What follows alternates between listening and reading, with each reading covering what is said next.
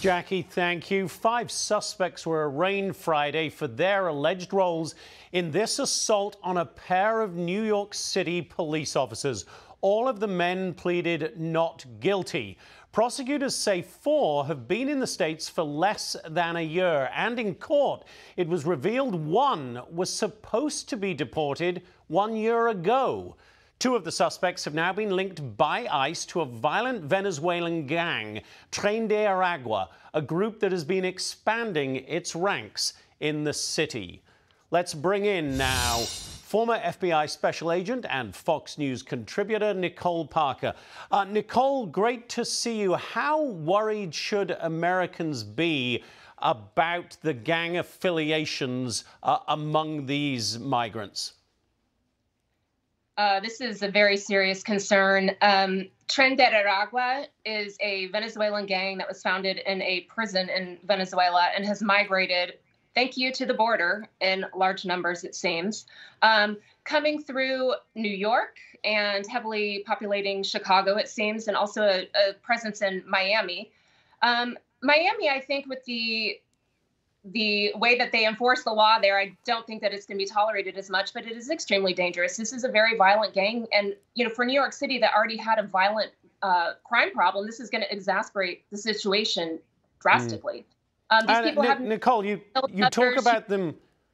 You talk about them, Nicole, coming through, coming into Chicago, into New York, into Miami. And then one thing that strikes me, Nicole, is that these gang members generally are marked by themselves with various tattoos. We know those. We've seen those. We can put up a full screen of some of those there. Now, if Border Patrol or any other law enforcement are coming across these people as they come across the border, don't they see these tattoos? Don't they know who they are? Can't they stop them there and then, Nicole? That's a great question. I believe that a lot of people should be stopped at the border, but they are being permitted to enter, and that's very dangerous for our country.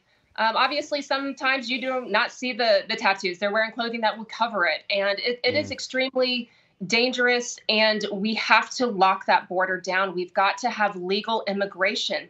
For people that are coming here saying they're seeking asylum, that is not an individual who is coming into New York City and is beating down NYPD officers. It's dangerous, it's violent, and it's got to stop.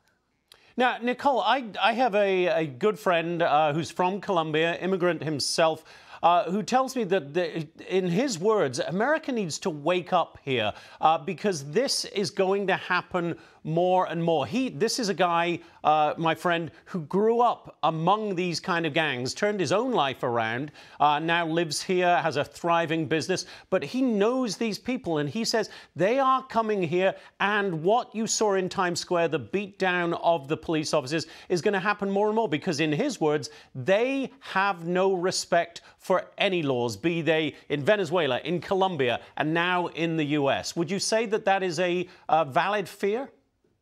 That is a valid fear. I agree with your friend's assessment, because that is exactly what's happening. And I've heard of them actually linking up with other gangs here in the United States. This could potentially turn into turf wars where, you know, they may be on friendly terms now, but then it could turn into, you know, violence between each other. And are these the individuals that we really want to have coming into our country right now? I do not think so. Our number one priority in the United States should be to protect our citizens and to take care of our citizens. We're seeing middle-aged males coming through that border on their own. These are not people, in my opinion, many of them are not seeking asylum. Many are coming to wreak havoc. They're getting free handouts here. Why wouldn't they come? I think it's important to note there are many Americans that understand and recognize the problem, but they feel that their hands are tied.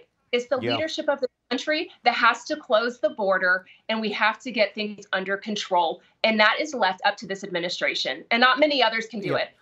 Governor Abbott is doing the best that he can to protect Texas. And notice they're now going over to California. You have Griff reporting from California now. They're just going to migrate across to where they'll more easily be able to enter into our country. But Nicole, it is not very quickly, while I have you, I just want to talk to you regarding the FBI.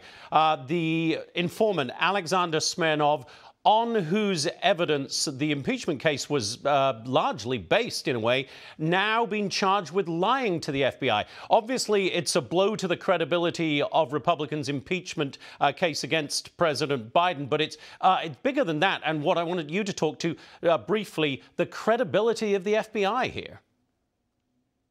As a former special agent with the FBI who operated sources, obviously, this is concerning because when you're operating sources, you admonish your sources and you make it very clear to them it is incredibly important and crucial that you provide truthful information to the FBI.